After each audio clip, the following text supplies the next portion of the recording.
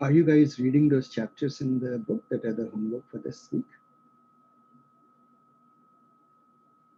Any progress, guys? Are you reading those? Reading, yeah. Yeah, please do read those.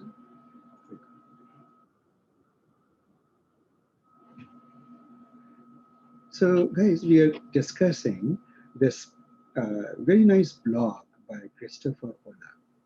And it is about networks, neural networks, manifolds, and topology. Sort of shows the link between these three things. Now, neural network is something we have been introduced to in the first 2 weeks. You probably don't know what a manifold is and what topology is. Anybody here with a background in manifolds and topology? All right. So I'll just give you a very simple... So Asif, I think it is the study of the shapes, right? And how like it deforms, and if it like even if it changes the shape, if it does not, geometry does not get deformed, like you have to poke hole to actually understand the behavior. Yes, that is a pretty good understanding of it, close to it. Huh? What you're saying is the homeomorphisms, and that is one of the, or diffeomorphisms more like it. Those are the things that we will talk about today. Right? Okay. So you will see me introduce a few words that are at the heart of machine learning. See, in machine learning, and this paper sort of alludes to it, but doesn't get too much into it, there is a fundamental hypothesis. All of machine learning is predicated on a hypothesis. It is called the manifold hypothesis. If this hypothesis is not true, machine learning would essentially not be possible. So what is this hypothesis? We are going to understand it in a little bit. But before we do that, let's try to understand a few things. What is manifold? B, what is a topology? What is the topology of it? Topology of it. When we say topology of a manifold, what do we mean? Manifold. And then C, we'll talk about things like homeomorphism.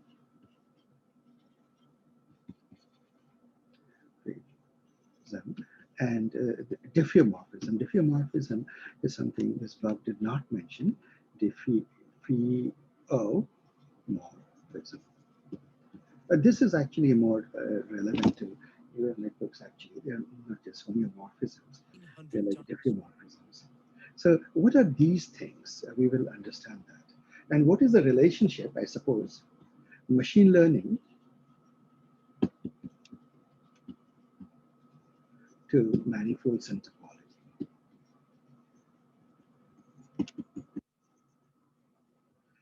So imagine that you have an elastic sheet. I'll just take a square sheet, but it can be any shape, right? And in that sheet, you have, let's say, a shape, round shape. Right? This is, let's say, a shaded red, and this is white.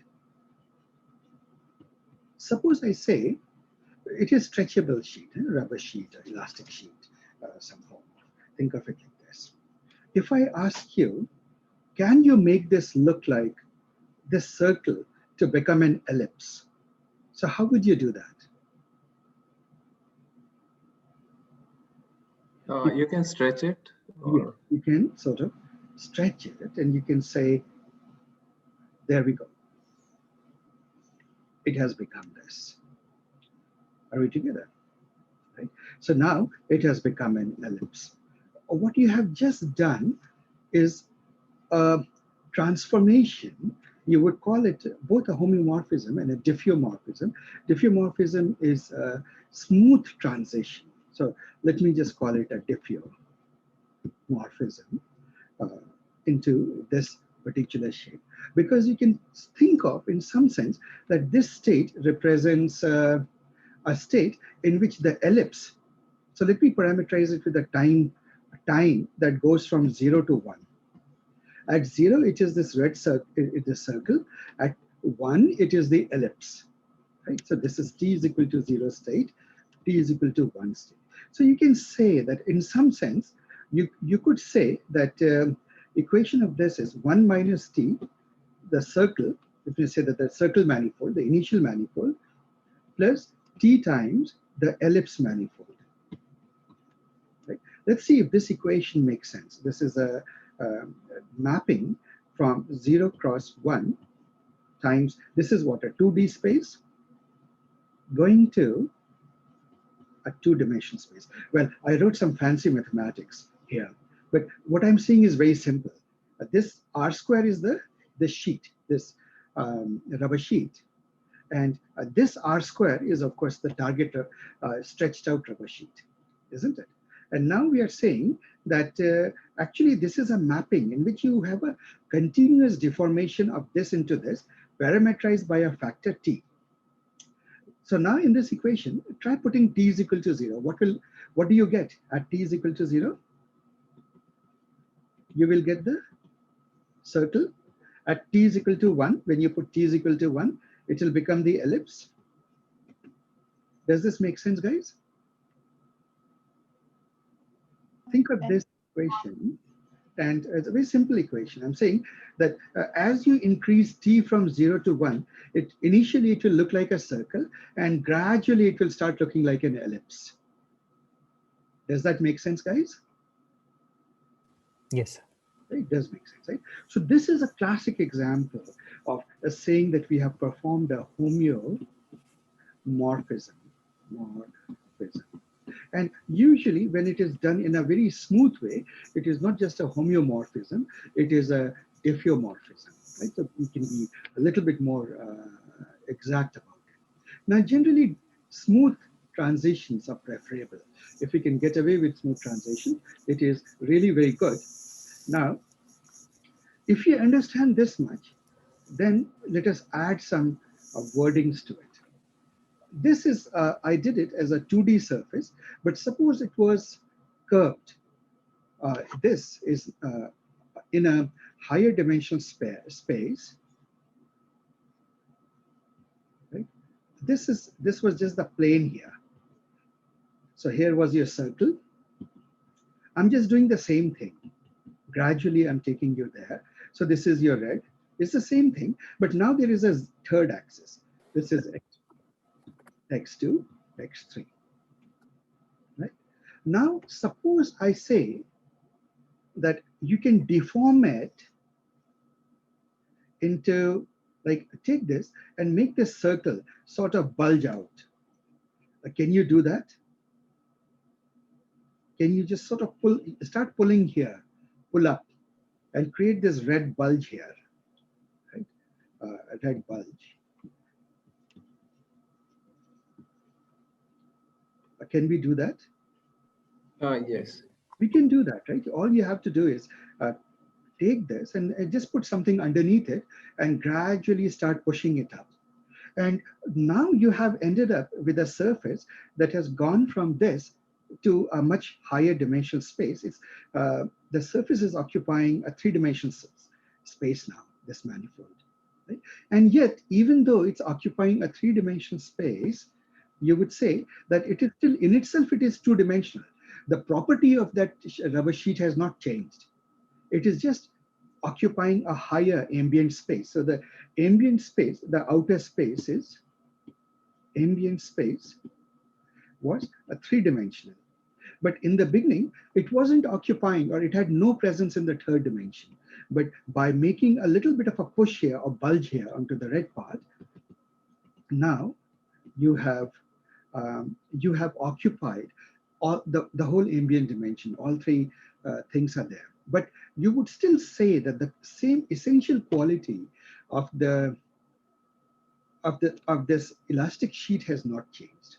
So when you say that the essential quality has not changed, you would say that the topology has not changed. Topology is the overall quality that remains invariant to stretching and bending and all of that. Are we together? So you can smoothly stretch and bend and do whatever, like for example, we bent it up, do whatever you want, but it remains what it is. Just don't tear it. You can't bring a knife to it. Are we together? So long as you don't bring a knife to this sheet, everything that you do preserves the essential quality of the sheet, because it's a reversible change. You can go, if you can go from here, you can go back also. Would you agree? Right? So this can go here, but it can also go back. So these are reversible changes. Sir, I So have a question. Asif, uh, yeah, so is it like a way of, like, can we say that, is it like a 2D manifold embedded in a 3D space? This rubber sheet is a 2D manifold that was initially embedded in a 3D space, and this is now occupying all 3D space. A significant part of all the, it's gone on and occupied the third axis also. Okay. But it is still embedded in 3D space. It is a 2D manifold embedded in 3D space. So Okay. somebody else asked a question. Yes, I wanted to ask someone. So how is topology related to geometry? I will come to that. Okay. See, these fields, I am giving you a geometric way of looking at topology. Actually, let me answer that. When you look at topology, the initial version or the way it is taught, it starts with something called point set topology. So people start very abstractly with algebra, right? And then they develop it from there. Whereas what I'm doing is I'm giving you a geometric interpretation of topology.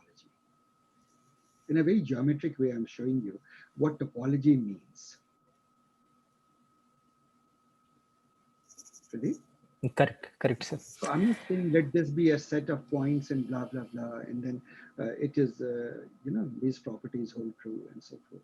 No, so my question is like, even though, I mean, the geometry won't change out the object, even though we can bend and do all sort of things with an object, right? Yes. The geometry, not the geometry, the essence, the geometry is changing. No? You look at the shape has changed. But you see that Shape the is changing. topological property hasn't changed. Topologically, Mhm. it's still the same rubber sheet. It has just been stretched. You have introduced a bulge with your hand. So what is topological property, sir? Like when we say that, what is the property?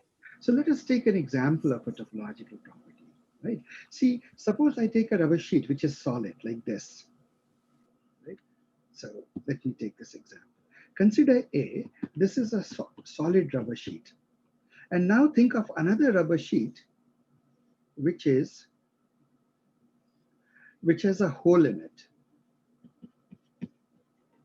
Now, is there any way that you could deform one into the other? Any kind of stretching that would cause this to happen? No. It can't. I mean, the only way you can do it is you can stretch it to the limit so that it perforates in the center. Correct. Right?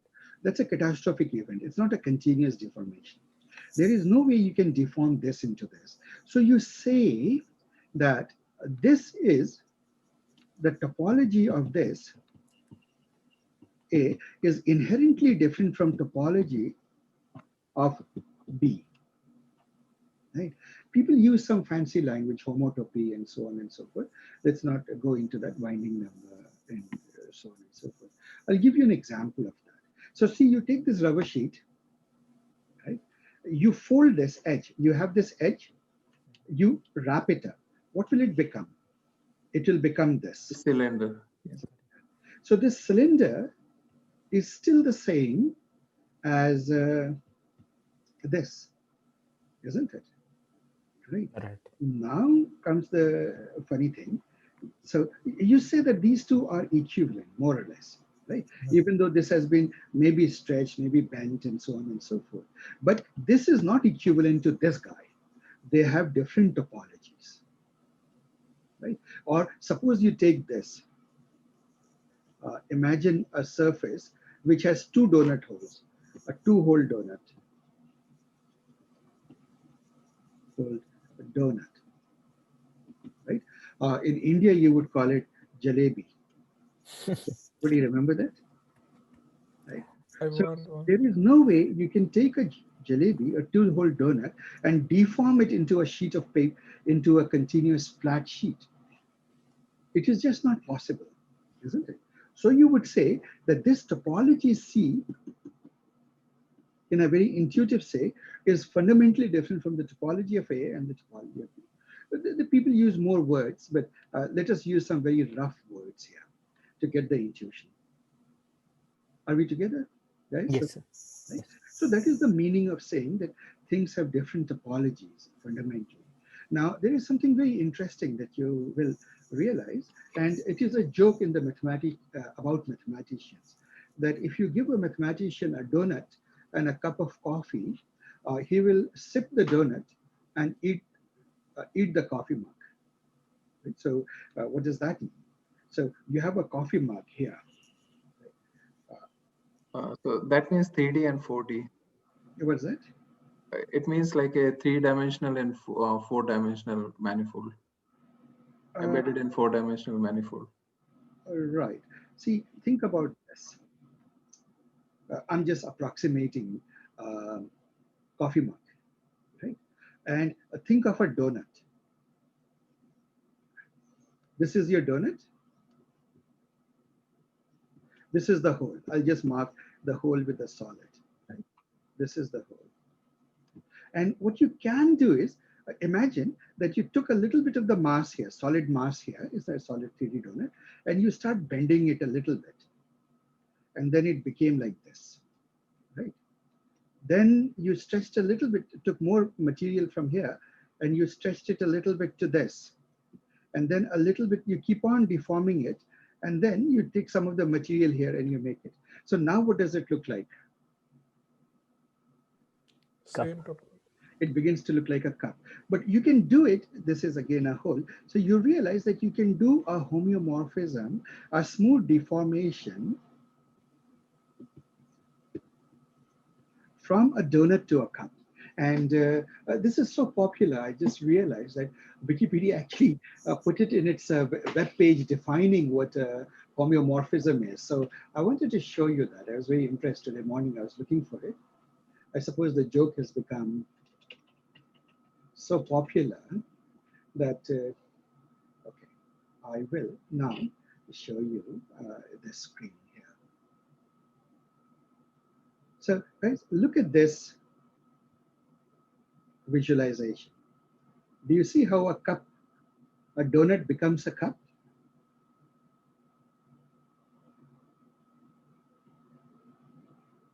Look at this.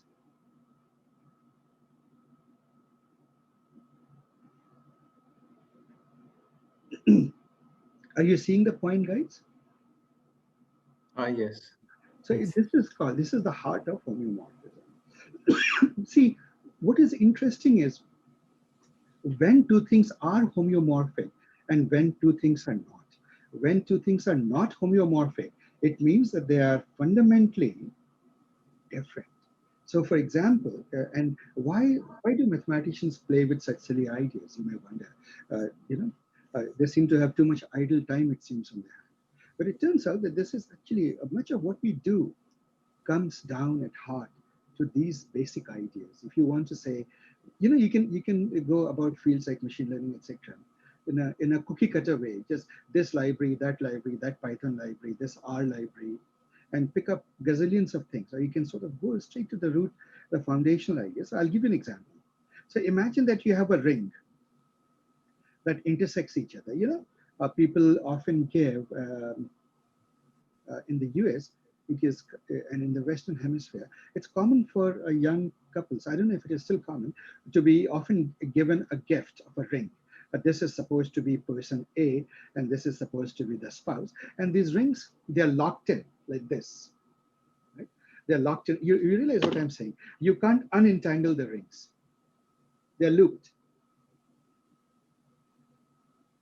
Are we getting that? Now, is there any deformation that will open the rings?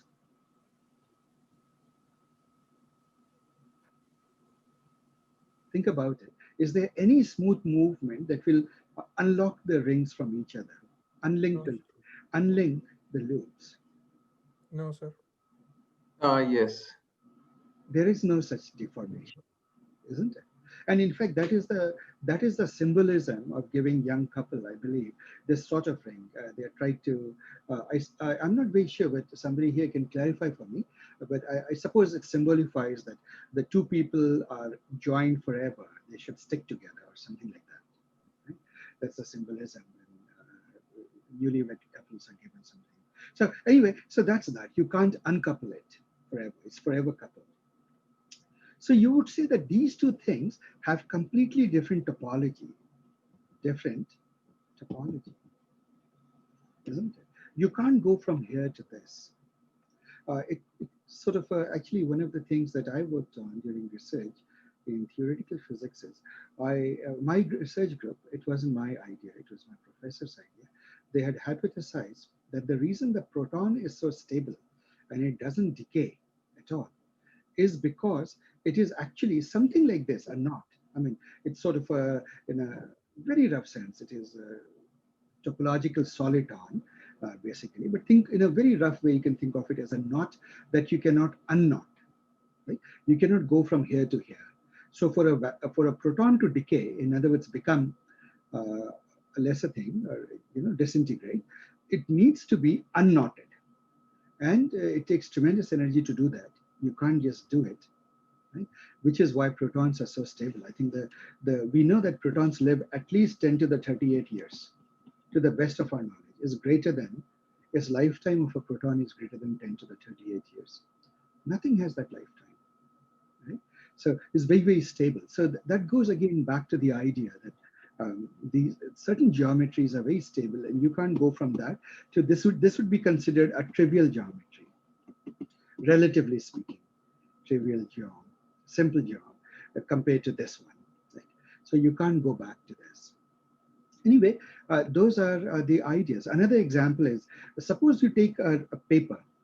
So you have a sheet of paper and you align these two rows. You will get a cylinder. You will get a ring, actually a ring. Let me just take a very long bit of paper. So to illustrate the point, just imagine a long strip of paper. And if you align this ring with this, what will you get? You'll get this nice structure, isn't it, guys? If you tape this edge to this edge, let me call this A, B, C, D. So if A and C are taped and B and D are together, they're joined, what will you get? You'll get this structure. But now let's do something slightly different and do the opposite. We align, and this surface, if you look at it, it will have an outside and an inside, has a and an inside.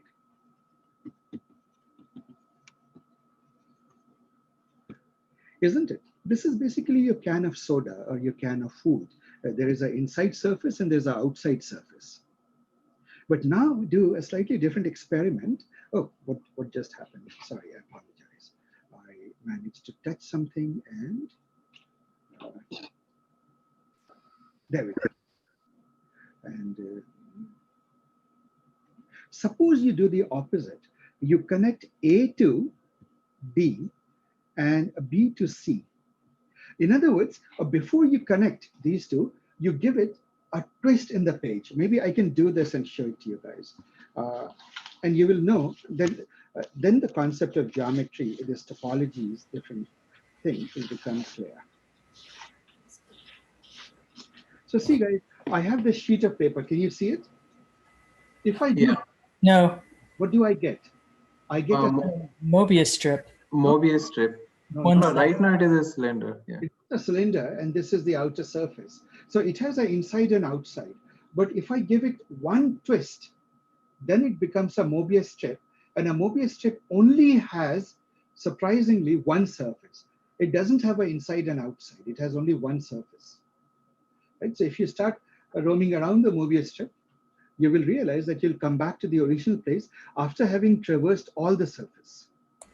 Right? So now, if I tape this thing, is there any way you could deform this just by, without cutting this paper?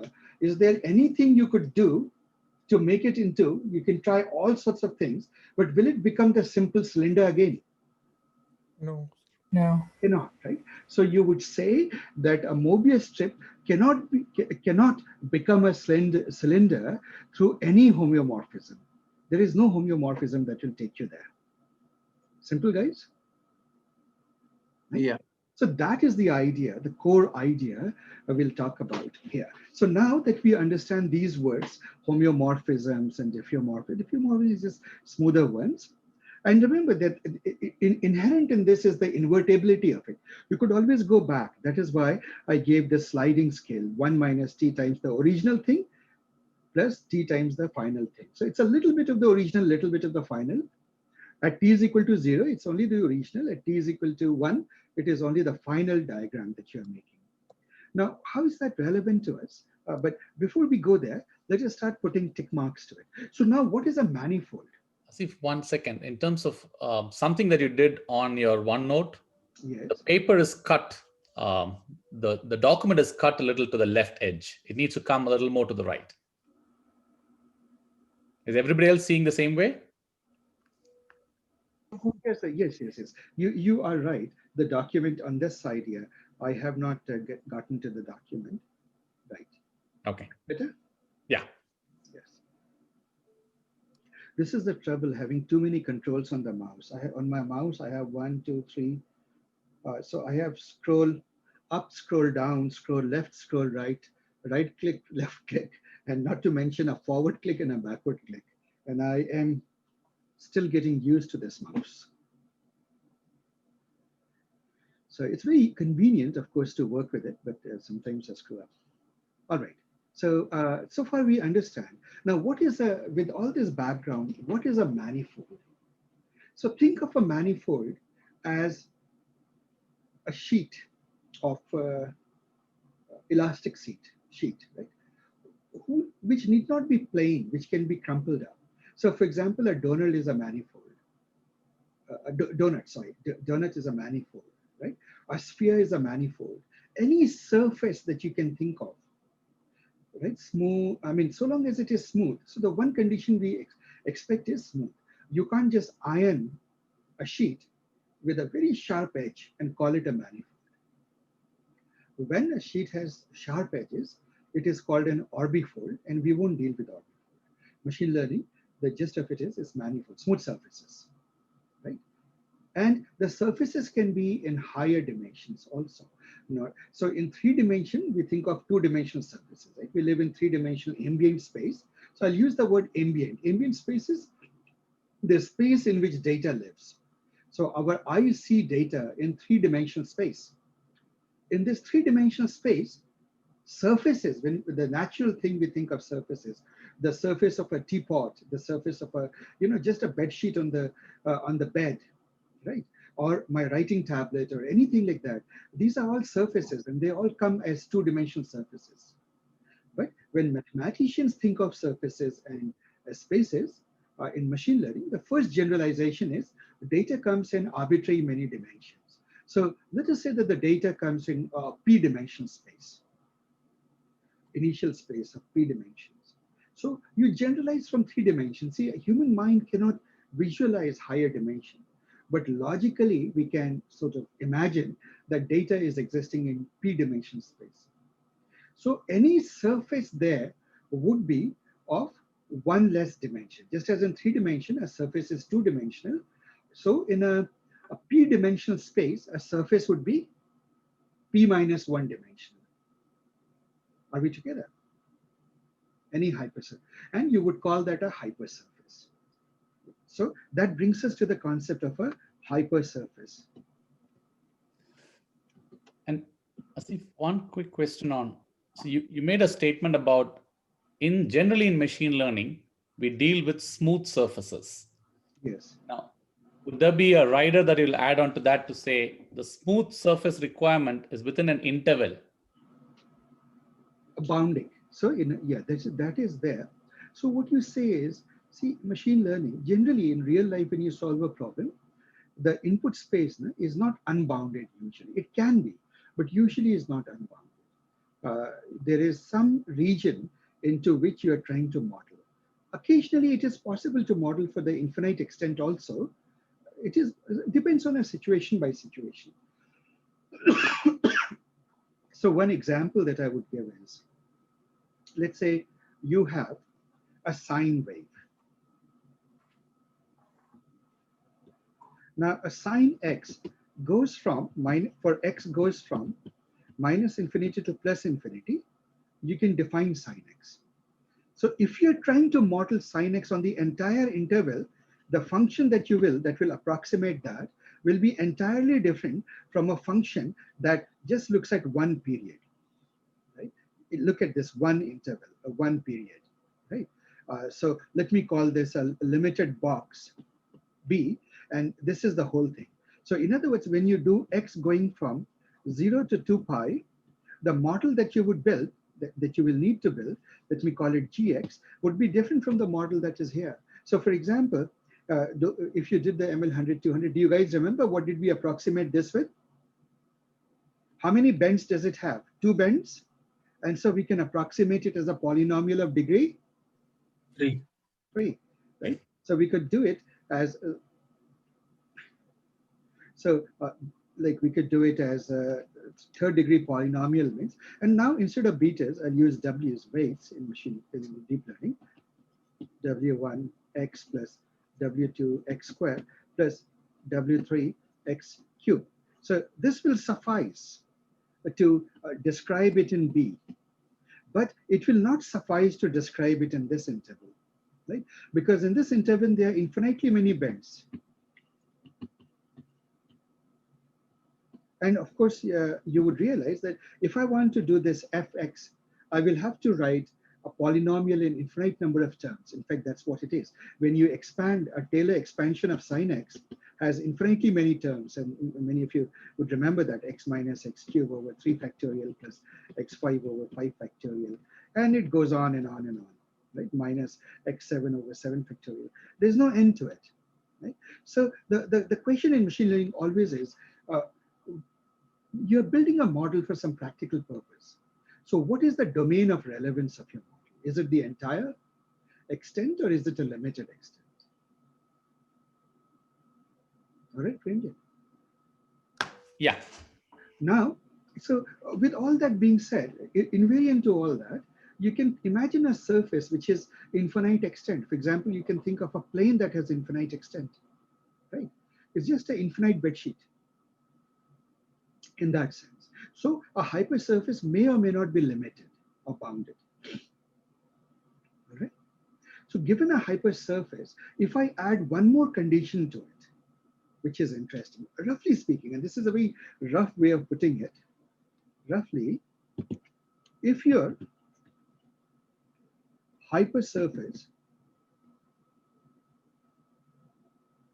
does not have sharp creases. Did I spell creases correctly, or is it C-R-E-E-S-E-S? I don't remember. Creases. That's correct. Then it is a manifold. What does that mean? So one example of that is, let's say that you take a sphere. Let's take a sphere. So you can take any region of the sphere, tiny region, and imagine there is an ant here. Oh, by the way, do you guys know that in Fremont, at least, there is a massive ant problem that has suddenly come up? Terminix informed me that they're getting 1,400 calls a day about ants. So unexpected result of climate change, because the earth has become so hot and dry that these poor ants are moving into people's home in search of better ambient conditions and some moisture. And they have become, in a very real sense, climate change refugees. So anyway, so imagine that you're, well, that's a digression. I don't know, is anybody else noticing that? Yeah, in San Ramon also same thing. Same thing, yeah. So imagine that you're a little ant.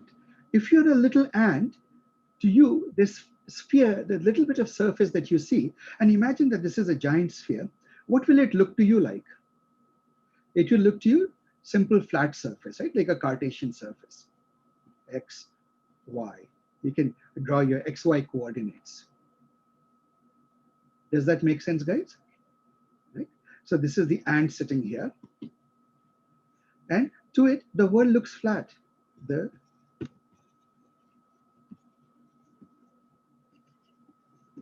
Now, let's bring in some terminology. The part of the, oh goodness, what did I just do? Sorry, I'll have to turn off. No, this is a, once again, I successfully managed to go to an entirely different page. I think I'll disable the touch aspect of this writing pad. One moment, let me disable touch. This is it. Oh, touch off, touch off. Okay. So you would say that to the ant, her world is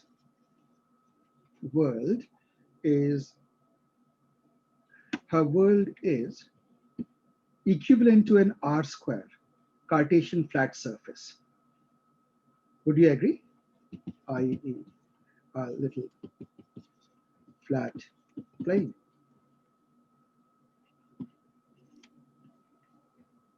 Yes. Would you agree? Yes. So this little world, the little world that an ant sees, the little world that an ant sees is called a map. Map.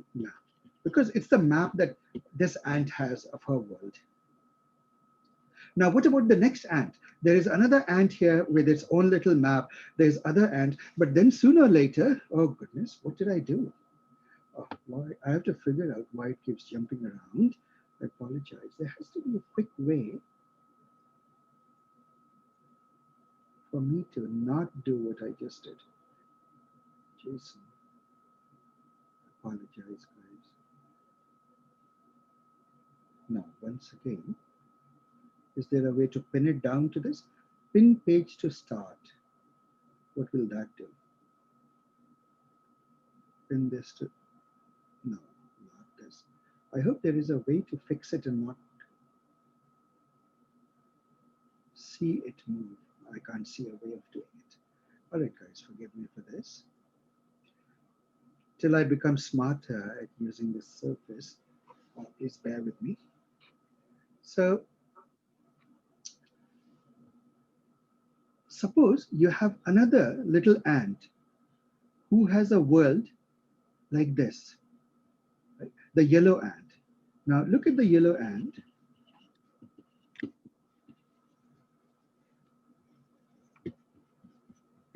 It has its own little map, right? Which is R squared. But there is a problem to it. You know that the sphere is curved. So now, see, in reality, whether the ants can see it or not, there is a little deformation of their worlds, right? Actually, let me make it in white and yellow. Let's say that the world of yellow ant is this. And the world of the white ant is something like this. So now there is a problem. This ant, the white ant has a coordinates, X and Y. And the yellow ant has its own coordinates for the same point P. Yellow ant would say as X prime, Y prime, isn't it? So far so good, guys. And you realize that the yellow ant is sitting here and the white ant is sitting here. And see, the yellow ant and the white ant are not different because these two maps, one can be diffeomorphed to the other, right? Morph to the other. Means you can continuously change this world to this world. How? Make the ant go this path. If white ant goes to the yellow ant to have a conversation,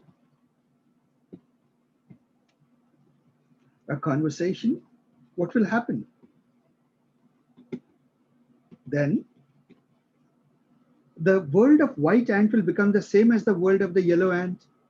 Would you agree, guys? So if white ant goes and meets the yellow ant, so it is at the location of the yellow ant, what has happened to the white ant's map? It is identical to the yellow ant's map. Would you agree? Right? Yes. So they just, it's like this, you know, the white ant is sitting with its map and it is going and meeting the yellow ant, right? So the thing is, gradually this map will change into this map as the white ant goes, and then white ant comes back, it will get back its own world. Right? Now there is something very interesting. This point P, which is XY, has a different interpretation in this other guy, in the yellow ant's world, which is X prime, Y prime. So you would agree that once again, there's a homeomorphism between these 2 points. There is some function, some way to tell that X prime, Y prime is some function of XY, right? It is some function of XY. You can do that. And so, so long as this condition is fulfilled, you say that this surface in which you can smoothly move back and forth, right, is you have a manifold. Roughly speaking, it's a compact, well, there's something Hausdorff compactness, many things here. Technical definitions are there, but I'll keep it to basics. It just means that they're smooth. You can go smoothly from one guy's perspective to another guy's perspective. And this is very real, guys. You know, we all were little ants thinking that the world is flat, right? And now we don't think so. We know that we are on a sphere. So you would say that sphere is a manifold. Manifold, right? Because local patches look like Cartesian spaces, Euclidean spaces. So in other words, criteria is local patches look like Cartesian spaces, right? Or whatever. Here it was R. So I'll just say Rn, some way. So with that understanding of manifold, now we understand all the concepts. And now we are ready to read this paper. Do we understand what is a manifold, guys? This one? Guys, if you don't understand, stop me and I'll repeat it. Asif, if you can repeat it again. Okay, so I'm saying that manifold is something whose local patches, so on which if you put tiny ants on, to each of the ant, her world will look like, for example, on the sphere, let us say a sphere, R2, local regions look flat, i.e., they look like Cartesian space. So this is true for a sphere, isn't it? To the ant, if you want to say, to the ant, look flat. So any kind of a hypersurface, broadly, where this is true, right? And there is a way, it may be curved, curvature is perfectly fine, but if 2 ants are separated from each other, but they have a way to reconcile their perspectives. So the same point P, I represent as XY, you represent as X prime, Y prime, and we have a rule to translate back and forth. Then we are in good shape, right? We are looking at what we are looking at is a manifold. Am I making sense now, guys? That is all a manifold is. Locally, it should look flat. So for example, you crumple up your bed sheet, and to an ant, the little bit of space that the ant can see looks flat, isn't it? But to us human beings, for the longest time, the earth looked flat because we didn't travel far. So we imagine that if you went too far, you'll fall off the edge.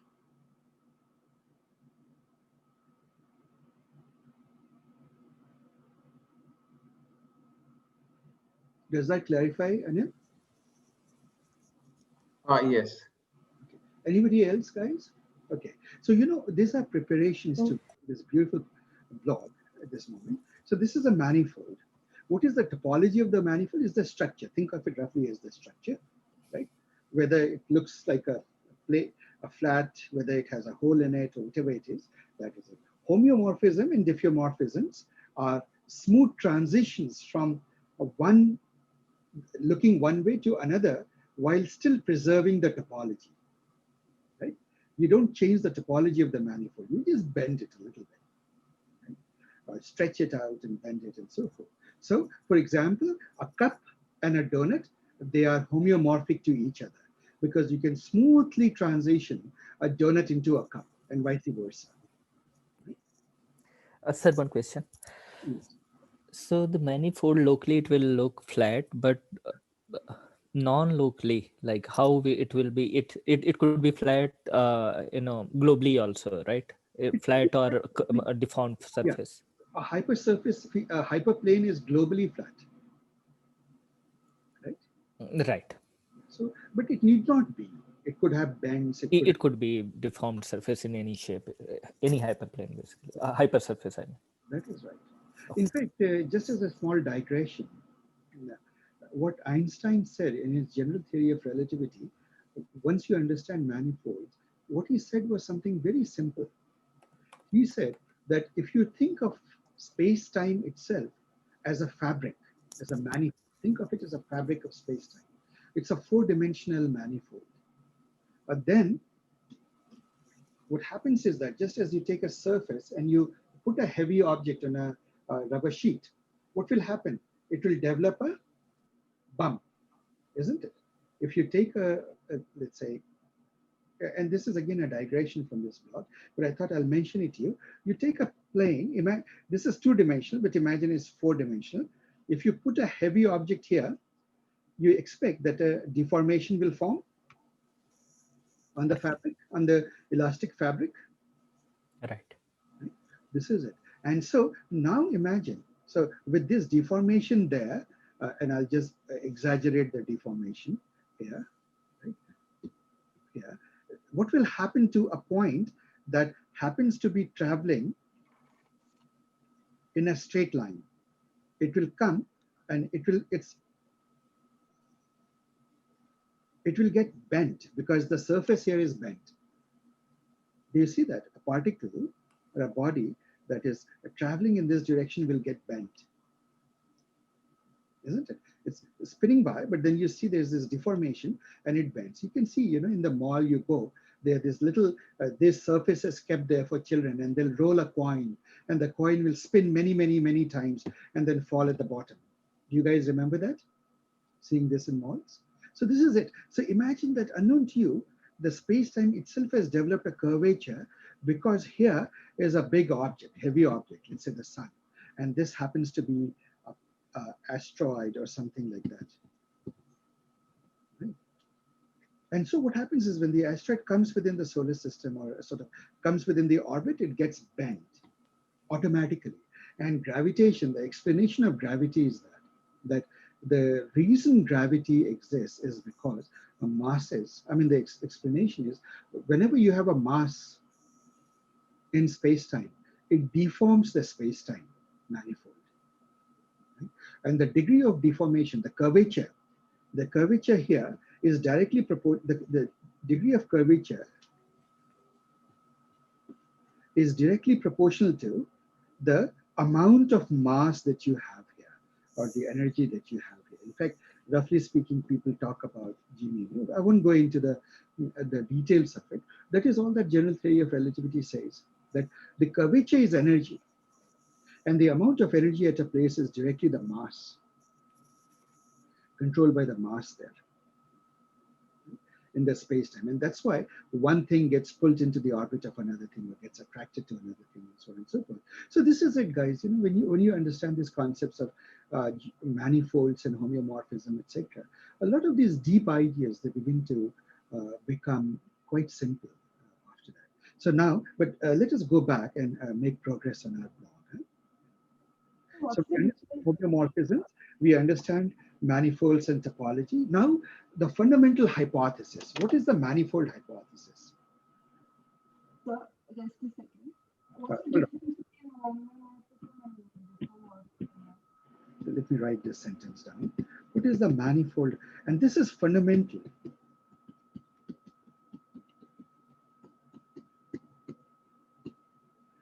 Is someone asking a question? What's the difference between homomorphism and diffeomorphism? I can't hear you, Harini. I think you are speaking, but I can't hear you clearly. Okay. What is the difference between homomorphism and Anybody can repeat that, what she asked? Asif, your third question in your bullet point, if you go to the top. Homeomorphism and diffeomorphism. Yeah, the difference between those two, yeah. Just think of it as very smooth transitions are diffeomorphisms. That's all. When you gradually transition one thing into the other, if you do it very smoothly using the mapping, if the mapping function is differentiable, it's a diffeomorphism, right? So in other words, if x goes to y, and there is a function fx. If you can take the derivative of f, if it exists, it's a diffeomorphism. Right? And what it means is, geometrically, what does it mean for a function to have a derivative everywhere? It is just a fancy way of saying that the function is smooth. Are we together? That's all it means. Not all functions can be smooth. It can be continuous, but it need not be smooth. For example, this function, is it smooth? No.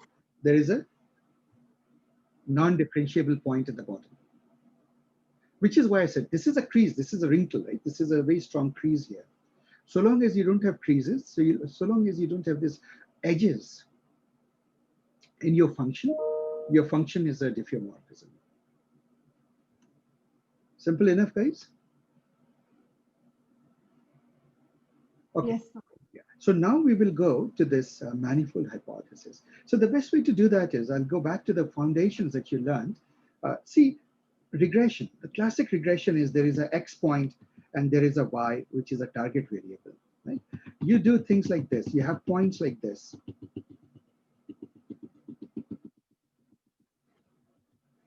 When you have a point like this, you become hopeful and you say that a good prediction line is this: y is equal to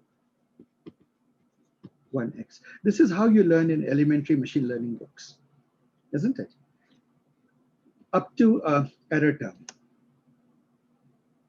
Am I making sense, guys? Does this look extremely familiar now? Yes. So this is, but what is a line? Now just ponder over it and think back. We went from, we are saying that data is in R squared, right? Data is in R squared, but so ambient space, this is the ambient space where data is presented to us, right? In common sense terms, what it means is we will be given a table, X, Y, a table of data, right? So we are given a two-dimensional data. But the only hope you have of solving this, right, is that you find a one-dimensional line. Yellow is a one-dimensional line, right? This is R1, i.e. R. It's a one-dimensional line. Now, look at an alternative data set. If the data set is like this,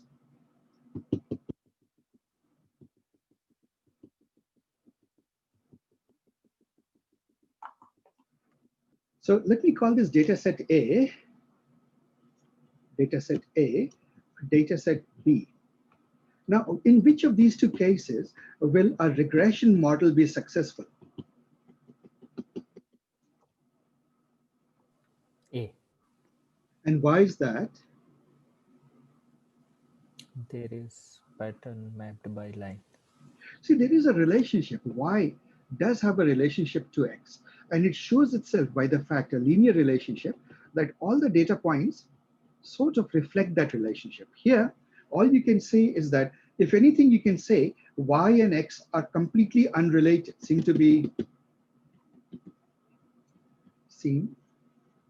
to have no relationship. Isn't it? Would you agree, guys? So you wouldn't try to build a model here. In fact, your model will be a null hypothesis. There is no relationship between the two. Now observe the situation where there is a well visible relationship in A and a lack of a relationship in B. What can you tell about the data points in A versus data points in B? Geometrically, what do you observe?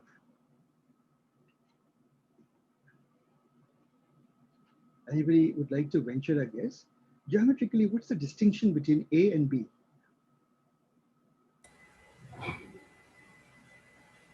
So is A is like a stretched surface? Sorry, A is like a? Like a stretched surface? No, I'm saying data, Oh. two-dimensional data, XY data. Oh, okay. Cases. In one, the data looks like that. In the other, look at the white points, and the data looks in the second case, B, like what it is in the lower graph. So geometrically, what are some of the differences that you see when you just visualize the data? So space B is more dispersed. And space A is more concentrated. The distribution of the data is different. Line and space, line and surface. Yeah. So, you guys are coming to it.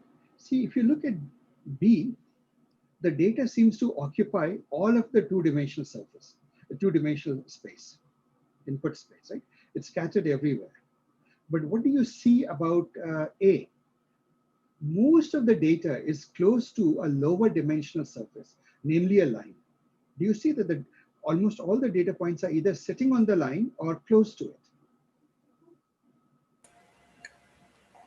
Isn't it, guys? Right? We can say that all the points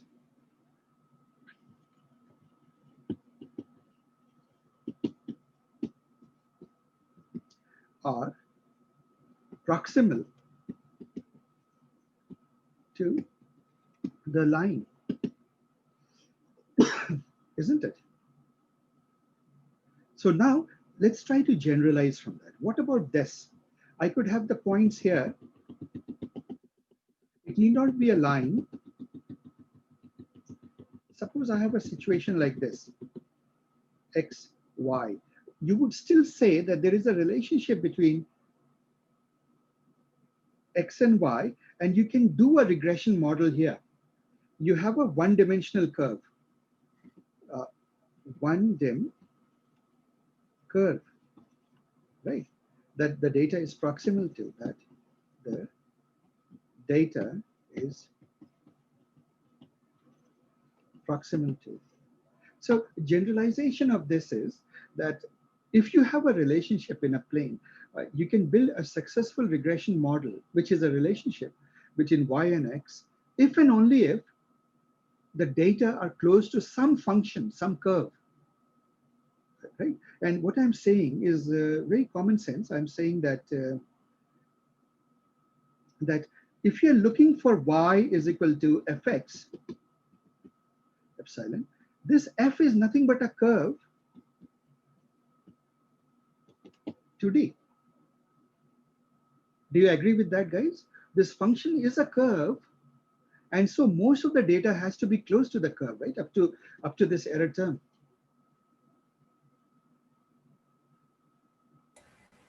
Okay. Feedback that this looks obvious. Does this look obvious, guys? Simple, right? Some function. Now, what you say, now observe something. In higher dimension, so suppose it was 3D, your Y would be some function of x1, x2, and this would look like a surface. All the data will be proximal to this surface in 3D, and in higher dimension, so now generalize it to higher dimension, and Y would be some function of, so let us say that dimensionality of this is Rn. So the vector space, let me make it 1 plus 1 because it is X, the dimensionality of X and Y. You would say that Y would be some function of X, isn't it? And this would be n-dimensional hypersurface.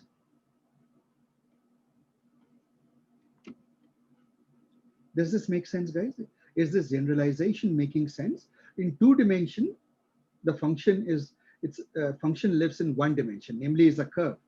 In 3 dimensions, the function lives in 2 dimensions. In other words, it's some surface. And you can generalize to higher dimension. As simple as that. So when you say that this is true, you're saying you're making the hypothesis that all machine learning is possible. See, you can find a relationship only when a relationship exists. And the existence of a relationship means there is a hypersurface in the ambient space, right, which is of a lower dimension, and the data is close to that. Most of the data is sitting on it or is very, very close to it, up to an error term, right? Otherwise, you wouldn't be able to do machine learning. Geometrically, it's a very obvious statement, isn't it? So now we understand this manifold hypothesis. Manifold hypothesis just says that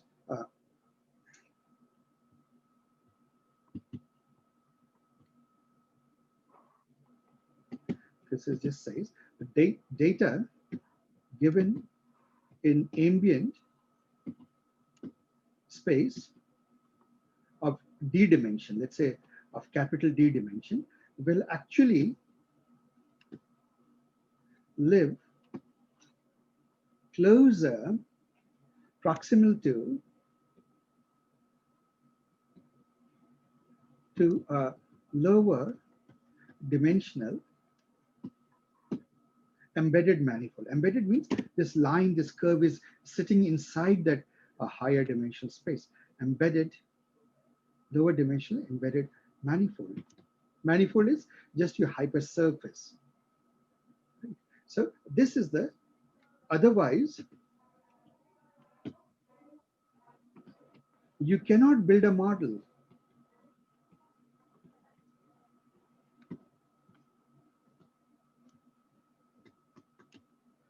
Otherwise, you can't build a model. So this is the manifold hypothesis.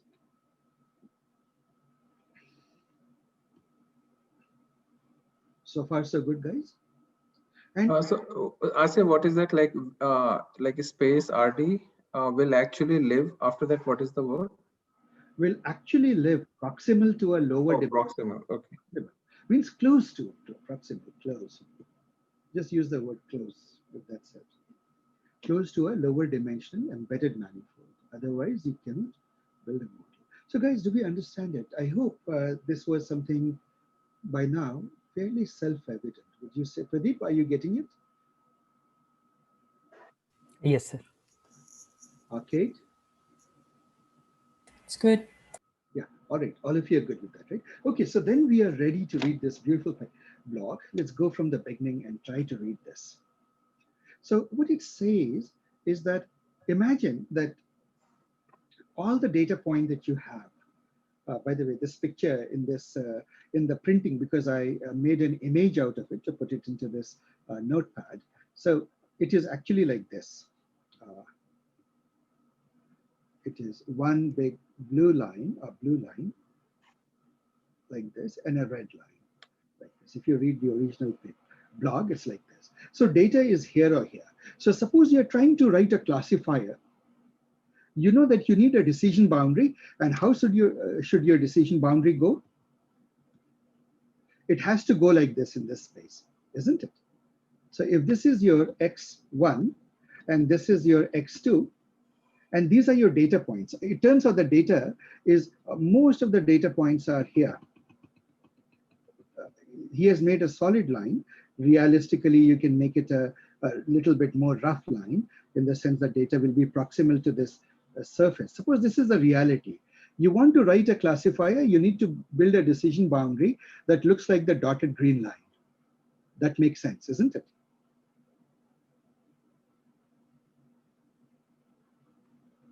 Speak up, guys, please. Right. Yeah. Yes, sir. That makes sense, right? Okay. So now how does it do that? What it will do is when you take a neural network, so when you say that I have a neural net, ultimately, right? So suppose this is the input, x1, x2 are the input that go in, and then there's some hidden layer, right? So there's hidden, and there's hidden, and so forth. At the end of it, what comes out is some transformed variable. Let me call it xa prime, xb prime. that are coming out of these nodes. These are the responses of these nodes. And then it finally goes at a last node, right? The logistic unit at the end. So you know that the last thing, what does it draw? What does a logistic unit draw? If you recall, a logistic, if you recall,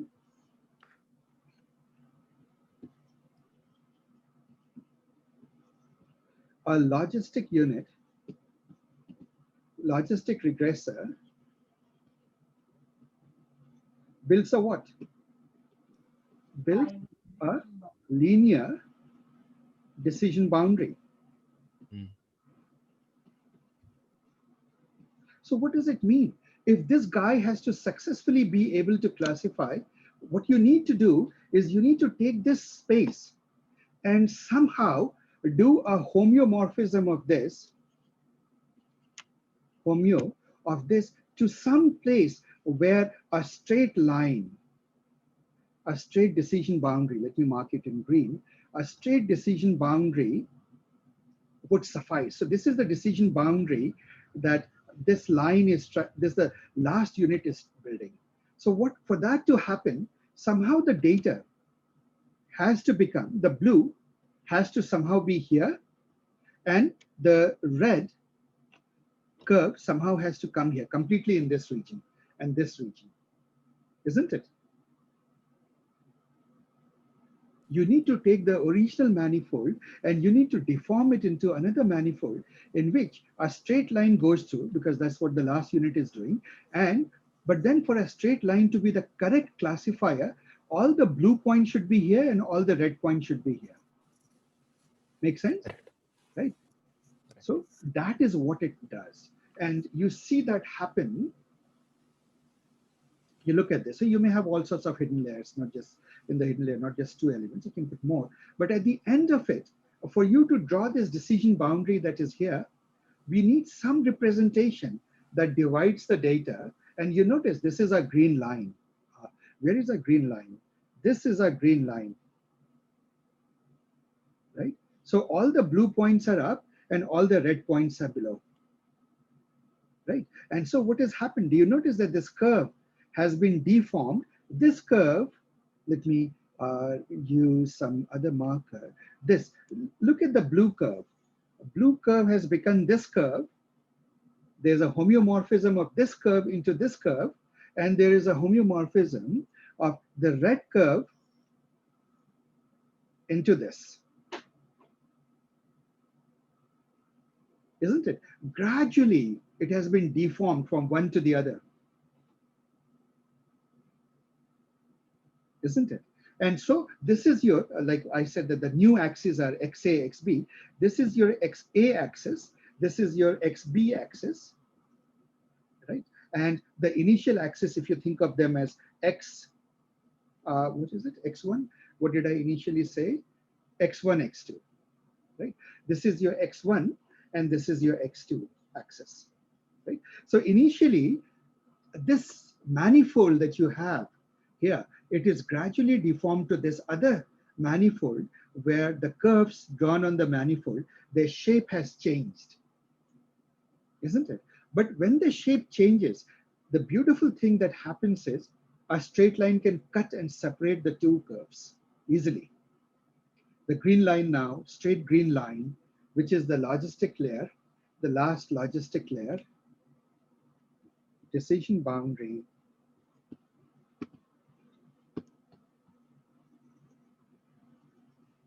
of the last output layer. Isn't it right? Does that make sense? Yes. This is it. And this is the beautiful idea that he's trying to say. And then he gives this visualization. If you see how it does it, how these functions do it, it is provable. And the thing is, the proof of this is quite simple. If you think about a point, let us look at the proof of it. Suppose you have a point X and you translate it to X plus omega naught. Do you think that this is a homeomorphism? All you have done is you have taken a point and you have moved it with omega naught, right? This becomes x plus omega naught. Is this a homeomorphism? If you take a plane and every point you shift, will it still smoothly transition to the other plane? Sure. Yes. Yes. Should. A translation, therefore, is a homeomorphism. This is easy. Translation is homeo. And is it invertible? How do you invert back to the original point? You just subtract W naught, right? Likewise, the next factor, suppose I take X and I multiply it by W1X. Is this a homeomorphism? It is a stretching, right? You're just stretching it by an amount W1. Make sense? Correct. Right? So is this invertible? Of course, you can go and divide it by W1 and you'll get back the original point. Right? If I divide it by W1, you'll get back the original point. So this too, scaling, is basically stretching. 2 is a homeomorphism, is invertible. So now look at this. Suppose you have a function z is equal to W naught plus W1 x1. And now let's go to 2 dimensions, x1 plus W2 x2. You would agree that this is a homeomorphic transform. This is a smooth transition. Yes, Yes. sir. All you have done is stretch the plane a little bit and moved it around a bit, right? And now comes the interesting thing. After that, suppose you apply a tan h function, a sigmoid function of some sort, right? Suppose you apply a tan h z. What is tan h z? E to the z plus e to the minus z, e to the z minus e to the minus z. I hope I got it right. Correct me if I got my pluses and minuses in a twist. But this is it. This is your tan h. Now, this function, is it, what about this? Does it take z to a homeomorphism of z? When I go from this, tan h z, is it a homeo? And the answer to that is yes, because this function is differentiable. Let me write it, because. So as if I think you changed the sign for tan h. It's the e to the power z minus e to the power minus z. Oh, and right. then positive on the bottom. Positive on the bottom. Okay, there we go. Because I can differentiate tan h z is differentiable with respect to z. So in other words, it's a smooth function of z. So I can gradually deform z into tan h z, right? Therefore, it also is a diffeomorphism. And so what it means is that in my layers, when I take this network, let's say any one of these nodes into which x1, x2 goes, what is it doing? It is doing a tan h of z, where z is this transform. So you're doing a set of homeomorphic transformations, and the accumulated thing is still a homeomorphic. So your points x1, x2, ultimately, they're just smoothly moving to some other point in space, which is what we see. If we go here, every point here is smoothly moving to some point here, right? Do you see this nice square grid? And what has happened? The square grid has been deformed. Do you see that the same grid is now stretched out? You can see a bulge here, you can see a squeezing here, but it is a smooth transition from one to the other. And that is what neural nets do. What they do is they deform the space continuously, the input manifold continuously, till the two classes become linearly separable. And when they are linearly separable, the last output layer just draws a straight decision boundary for a classifier. Right? So that is what he's trying to say. And much of the paper actually talks about that. Then he goes on and says, you can do more than that. If you think about this one, this picture. So far we understood here, so far, guys, right? Did we understand? Asif, question. So when we say the transformation, so is it like a linear transformation or is it a affine transformation? No, it is, see, it is a smooth homeomorphism. It's a non-linear. Okay, it is a smooth. Okay, yeah. Right? So it's a deformation. See, imagine that you have an elastic sheet, right? And then you put your fist into it. You realize that it's a non-linear deformation, but it is still a smooth, gradual deformation, isn't it? But it's non-linear inherently. The moment you bring in tan h is non-linear. Up to z, it's a affine transformation. Z as W0 plus W1, X1, etc. Oh, okay, got it, yeah. Tan h inherently introduces a non-linearity. Then comes a beautiful thought. So you can sometimes look at the data and tell, remember this was a point I was telling you about, you can look at the data and tell how many nodes you need in your neural network. So suppose you solve this problem. You have the red in the center and blue outside, right? So if you take a neural network with 2 nodes, let me take that in some color. Suppose you build a neural network with only 2 nodes, x1, x2, and what do they produce? These are the 2 hidden layers, right? What do they produce? They have the different weights. So how many weights will be there? There'll be 4 weights here and a bias term and a bias term here, right? So they will produce, let's say, XA, XB. And let's say that XA and XB go in and feed into the output layer, right? So now think about it. XA, XB, whatever it is, it's a homeomorphism, smooth deformation of this. Let me call it X1, X2. It would be a smooth deformation of this to this, isn't it? Now you can convince yourself that there is no, whatever stretching you do, the red circle will stay inside the blue circle. If you stretch it a little bit, you might get a red circle here and you might end up with a blue circle here, isn't it? But you won't be able to take the red out of the blue, right? So there is no straight line that you can draw.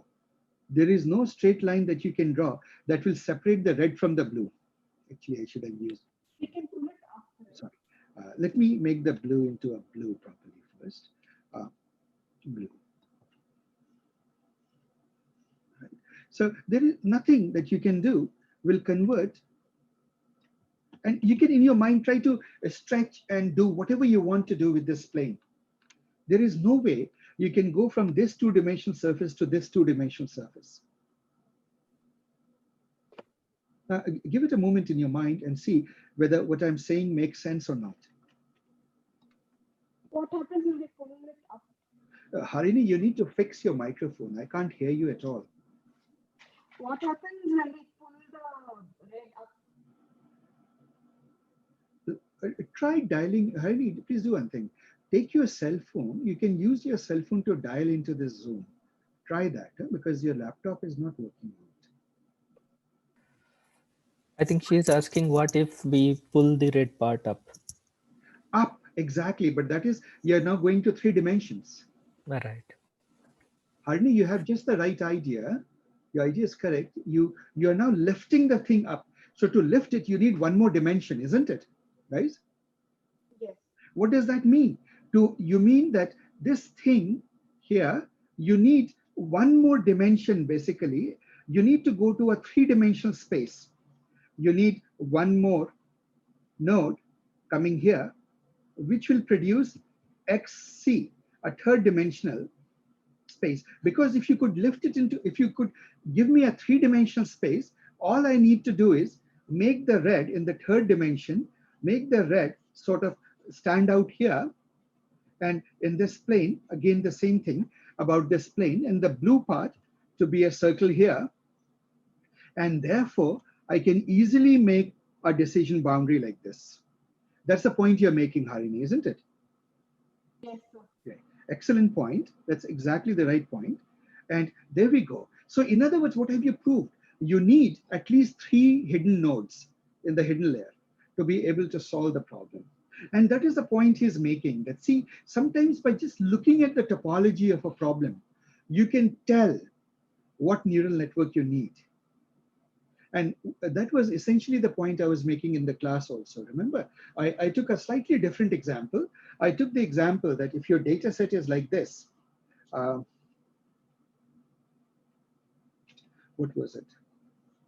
This is all blueberry kind of thing, and this is some red colored berry. Oh, what happened here? This is all red berry. You need at least one hidden layer with how many nodes in it for this problem? 2. 2.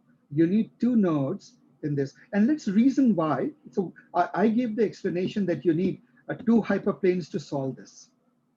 2 lines to solve this. 1 line per logistic unit. So you need 2 of those magic boxes to solve it. Now let's reason the way Olah reasoned it. He's saying that, see, suppose you look at it as a manifold. Can I somehow stretch it in such a way that this begins to look like a solvable thing? Yeah, I can, right? If I stretch it really, really hard, what I can do is gradually, I can make it with, if I stretch it really hard, I can make all the blue points sit up and all the red points sit here effectively. And then I can draw a thing like this. So for something like this, though this would be quite a stretch, maybe a better stretch. You guys can think of a better deformation. Maybe this is not the right one.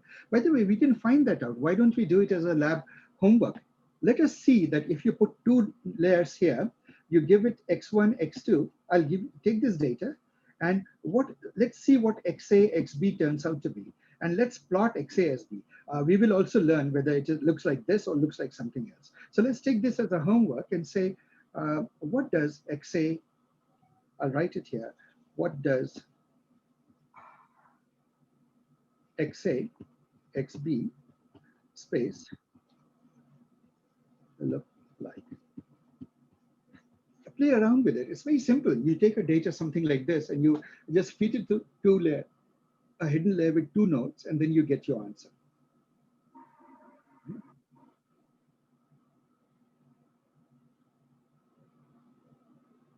So that is the gist of what he's saying, guys. Then he goes on to other things. So he says that the moment you take a 3rd layer, the red lifts up here, separates up. And you see it happening here. You see that the red has lifted itself out from the blue plane. Right? The blue is here and the red is here. It has deformed. Obviously, it doesn't look like a circle here. I oversimplified it. It gets stretched out. But in a 3-dimensional surface, now you can do a separation. Right? You can simplify this even more. Suppose your data is like this.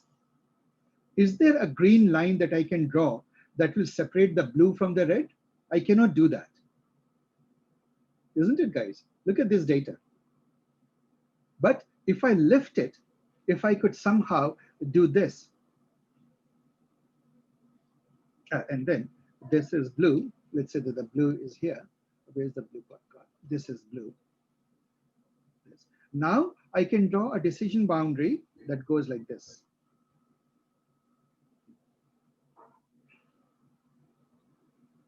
And that is that. That's the basic idea, right? It becomes even simpler that you need one more dimension to do this. So in other words, to solve this problem, you need, again, how many nodes do you need? You need 2 nodes to do this, because you need to produce xa, xa, xb.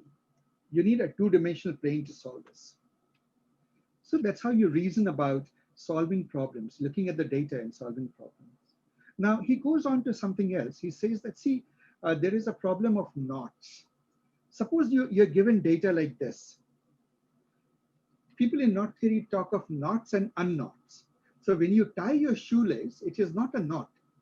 We think we are tying a knot, but mathematicians would disagree and they would say, actually you're tying an unknot, because it can be, it is an unknot because you can actually unravel it. You can pull the strings and then it will open itself out. And when you pull the string gradually, so what you have done is that what you think of as a knot has gradually deformed into the straight string. Do you see that, guys? And therefore, it's not a real knot. Whereas what is a real knot? A real knot is what you see in the picture above. This is a real knot. Why? Because now you have these two rings. This is the ring that I was talking about that's popular in the US, I suppose. The young couples are given this kind of a ring. This thing, is there any deformation that will classify this data? Think about it. Is there anything you can do to these rings such that the red separates from the blue? You can go to the fourth dimension and then separate it. You can go to the, yeah. So what you can do is you can keep going to higher and higher dimensions. Yeah. You can separate it. But suppose I say, no, you have to stay in 3 dimensions, then what do? Then you can't separate it. Yeah, 3 dimension you can't separate. And so what happens is that, see, it is a fact that all knots are unknotted in higher dimensions. Sort of a general statement. I think that statement is true. Maybe there are some peculiar knots that cannot be, but it can be, right? All knots can be opened up in higher dimension. So that's that. So where does this all lead us to? It's just a way of thinking about what neural networks do. So, you know, this week we gave to the fundamentals of neural network, understanding what do they do, and having a strong geometric intuition, at least I find, helps a lot. Okay? That's that. Then the rest of it I won't go into. Then there's some speculations and so forth. But this was the idea that I wanted us to cover in this blog. And that is it, guys. So I hope it gives you some intuition of what exactly those networks are doing with our data. And why do they work? Yes, if this was a good paper, I mean, the fact that you picked it out for us to read kind of gives an opportunity to read a very focused piece to understand something fundamental. Thank you. You can also show, sir, Klein bottle example is good example. A Klein bottle is a great example. Theoretical physicists love it. Great that you brought it up. You know something very interesting about Klein bottle? You think that Klein bottles can only exist in 4 dimensions. And yet, people doing image processing showed that local patches of images can be mapped.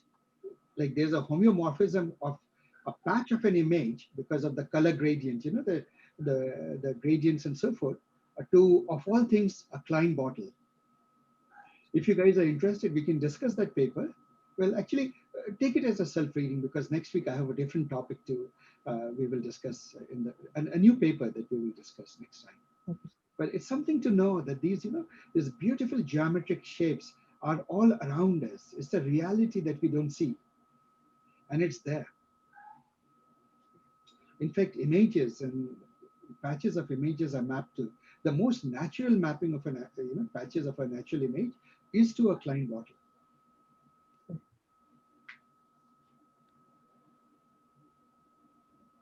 So can you hear me? Now I can hear you clearly. Okay. I have like when you say now we found the linear, we found the decision boundary in a higher dimension space, right? The knot and all. So as we used in kernels, so that result is used in the lower dimension space by the system to solve it, or how does it come? Do we have to come back? The idea is the same. So in many ways, you can see that it is the same kernel idea. What you do when you apply all this hidden layer with many neurons is you're lifting data to a higher dimension space where the data becomes separable. Okay. Right? So there is a very deep connection between all of this and what we discussed previously. See, all of these fields, right? All of these ideas are very interconnected. Okay, yes. Same idea.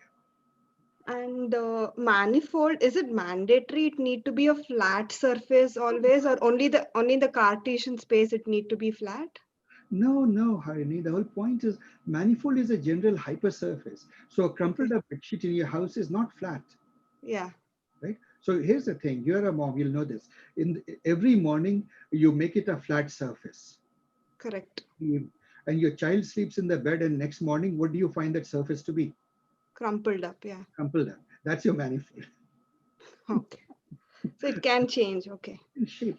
The only condition of a manifold is that if you are an ant sitting on that, Mm-hmm. locally it looks to you flat. Okay. Right? Okay. And also manifolds not only have curvatures in the ambient space, they also have stretching.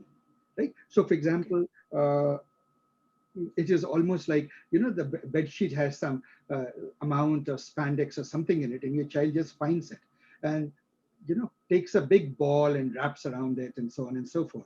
So there is a bulge in the bed sheet because there's some amount of elasticity to it or spandex in it. Okay. I don't Okay. think anybody makes bed sheets with spandex, but just hypothetically. Huh? Yeah. Okay. Okay. So it can have stretch, deformations, anything. The whole point of manifold is it's a generalization. If it is absolutely flat, it's a trivial manifold. That trivial manifold it's a hyperplane. But you want a sphere. The surface of a sphere, for example, is a manifold. It is stretched. Right? But locally, if you sit anywhere as an ant on a sphere, it looks flat, isn't it? In fact, for the longest time, we all lived on this big sphere that we call the Earth. Well, not a sphere, but somewhat like a sphere, like an apple. And we all thought that the Earth was flat because why? We are like ants.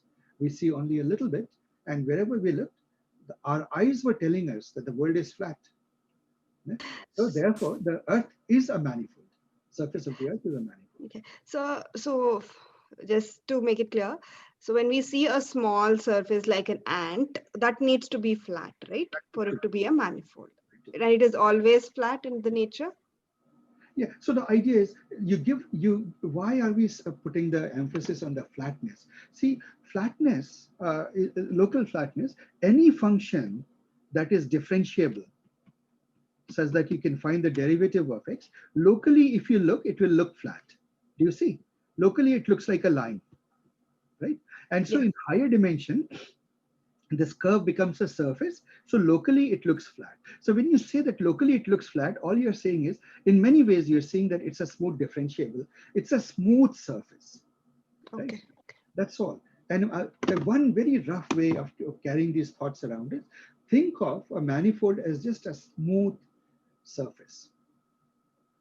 Okay. Thank you, sir. The opposite of that would be absolutely edgy bend like this, right? Or even a bend like this, or discontinuities, right? Gap. That is not a manifold. If you have tears in it or gaps in it, or if you have non-differentiable, non-smooth points in it, then it's not a manifold.